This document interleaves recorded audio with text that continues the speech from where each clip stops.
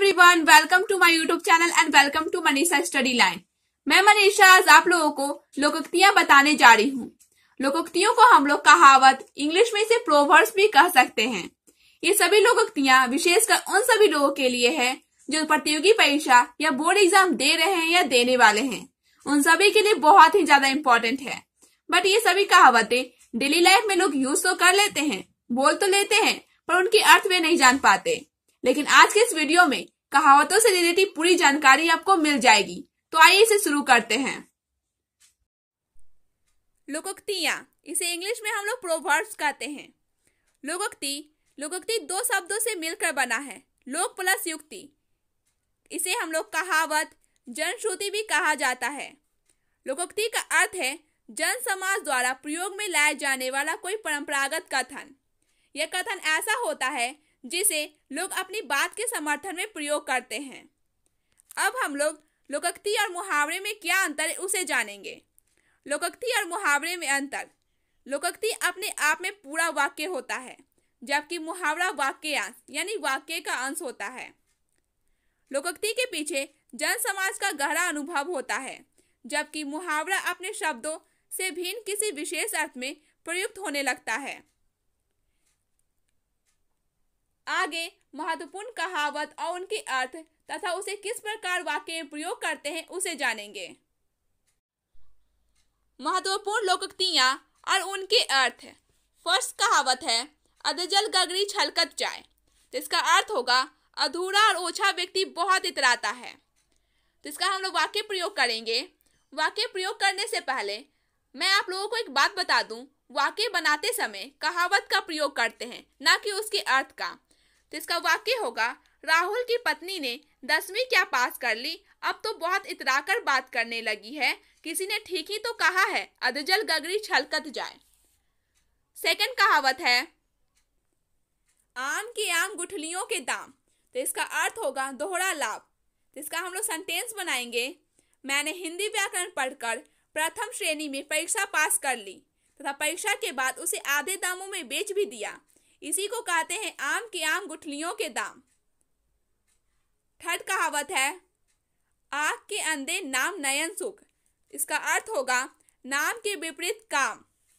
इसका हम लोग वाक्य बनाएंगे। नाम तो है गरीब दास, पर है करोड़ों का मालिक, यह तो वही बात हुई आँख के अंधे नाम नयन सुख। 4 नंबर है उल्टा चोर कोतवाल को डांटे। तो इसका अर्थ होगा दोष बताने वाले को ही दोषी ठहराना। इसका हम लोग वाक्य बनाएंगे। एक तो मैंने तुम्हें चोरी करते हुए पकड़ लिया, उल्टा तुम मुझे ही दोषी ठहरा रहे हो, यह तो वही बात हुई उल्टा चोर कोतवाल को डांटे। 5 नंबर है काला अक्षर भैंस बराबर। तो इसका अर्थ होगा बिल्कुल अनपढ़। तो इसका हम लोग सेंटेंस बनाएंगे।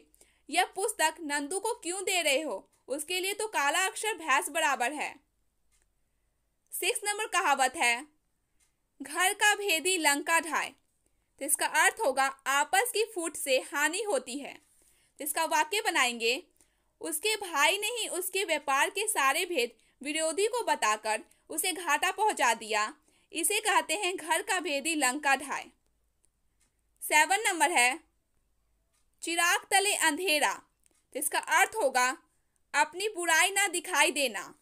तो इसका वाक्य होगा पुलिस कमिश्नर दूसरों को भ्रष्टाचार के आरोप में पकड़ रहे हैं, पर उन्हें पता नहीं कि उनका बेटा ही इन सब का नेता है, इसे कहते हैं चिराग तले अंधेरा। 8 नंबर कहावत है जिसकी लाठी उसकी भैंस। तो इसका अर्थ होगा शक्तिशाली का ही बोलबाला है। तो इसका हम लोग वाक्य बनाएंगे। ठाकुर साहब के सामने कोई मुंह नहीं खोलता, चाहे वो सही कहे या गलत, क्योंकि जिसकी लाठी उसकी भैंस। 9 नंबर है जो गरजते हैं वो बरसते नहीं। तो इसका अर्थ होगा डिंग मारने वाले कुछ नहीं कर पाते। तो इसका हम लोग सेंटेंस बनाएंगे। तुम्हें उनकी धमकियों से डरने की जरूरत नहीं, क्योंकि जो गरजते हैं वे बरसते नहीं। 10 नंबर है आ बैल मुझे मार। तो इसका अर्थ होगा स्वयं विपत्ति को बुलावा देना। तो इसका हम लोग सेंटेंस बनाएंगे। चारों ओर आतंकवाद फैला है, लोग एक दूसरे की जान के पीछे पड़े हैं और तुम रात में अकेले घूम रहे हो, तुम तो वही बात कह रहे हो कि आ बैल मुझे मार। 11 नंबर कहावत है थोथा चना बाजे घना। तो इसका अर्थ होगा जिसके पास कुछ नहीं होता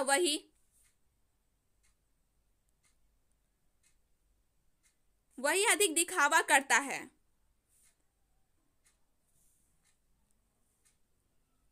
इसका हम लोग सेंटेंस बनाएंगे। उसे आता जाता कुछ नहीं, सिर्फ ज्ञानी होने की डींगे मारता है। सभी जानते हैं थोथा चना बाजे घना। 12 नंबर कहावत है दूध का दूध पानी का पानी। तो इसका अर्थ होगा न्याय करना। तो इसका हम लोग वाक्य बनाएंगे। इस विभाग के अधिकारी बहुत न्यायप्रिय हैं। विश्वास रखो तुम्हारे मामले में भी दूध का दूध पानी का पानी कर देंगे। 30 नंबर है ऊंची दुकान फीका पकवान। तो इसका अर्थ होगा दिखावा अधिक असलियत कम। तो इसका हम लोग सेंटेंस बनाएंगे। मेरी बात मानिए, आजकल बहुत से पब्लिक स्कूल सिर्फ नाम के ही हैं। इन पर वही कहावत लागू होती है, ऊंची दुकान फीका पकवान। 40 नंबर कहावत है दूर के ढोल सुहावने। तो इसका अर्थ होगा दूर से हर वस्तु अच्छी लगती है। तो इसका हम लोग सेंटेंस बनाएंगे। हर व्यक्ति समझता है कि बड़े शहरों का जीवन बड़ा सुखी होता है, पर तुमने वह कहावत तो नहीं सुनी होगी, दूर के ढोल सुहावने। 15 नंबर है कहाँ राजा भोज कहाँ गंगू तेली। तो इसका अर्थ होगा बहुत अंतर होना। तो इसका वाक्य बनाएंगे। तुम जयशंकर प्रसाद जी की कविताओं की तुलना शैलेश की कविताओं से कर रहे हो, तुम भी गजब करते हो, कहाँ राजा भोज कहाँ गंगू तेली। 16 नंबर कहावत है 4 दिन की चांदनी फिर अंधेरी रात। तो इसका अर्थ होगा सुख के दिन सदा नहीं रहते। तो इसका वाक्य बनाएंगे। असलम को अपने पिता की संपत्ति दोनों हाथ से लुटाते देखकर उसके चाचा ने कहा, बेटे संभल कर खर्च करो, वरना तुमने वह कहावत सुनी ही होगी, 4 दिन की चांदनी फिर अंधेरी रात। 17 नंबर कहावत है मान ना मान मैं तेरा मेहमान। तो इसका अर्थ होगा जबरदस्ती गले पड़ना। तो इसका हम लोग सेंटेंस बनाएंगे। मैं उसे जानता तक नहीं, फिर भी वह मेरे घर 2 महीने रहना चाहता है।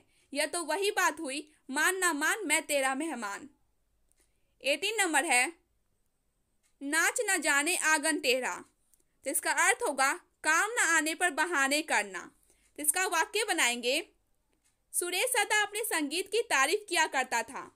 कल जब पिकनिक में उसे ठीक से गाया नहीं गया तो वह तबला वादक को दोष देने लगा। इसे कहते हैं नाच न जाने आंगन टेढ़ा। 19 नंबर कहावत है एक पंथ 2 काज। इसका अर्थ होगा एक काम से अनेक लाभ। इसका हम लोग सेंटेंस बनाएंगे। मैं आगरा परीक्षा देने गया था, वहां के दर्शनीय स्थान भी देख आया। इसे कहते हैं एक पंथ 2 काज। 20 नंबर कहावत है मन चंगा तो कठौती में गंगा। इसका अर्थ होगा मन पवित्र हो तो सब कुछ प्राप्त समझो। इसका हम लोग वाक्य बनाएंगे। यदि आपका मन पवित्र है तो किसी तीर्थ यात्रा की आवश्यकता नहीं। क्या आपने नहीं सुना, मन चंगा तो कठौती में गंगा।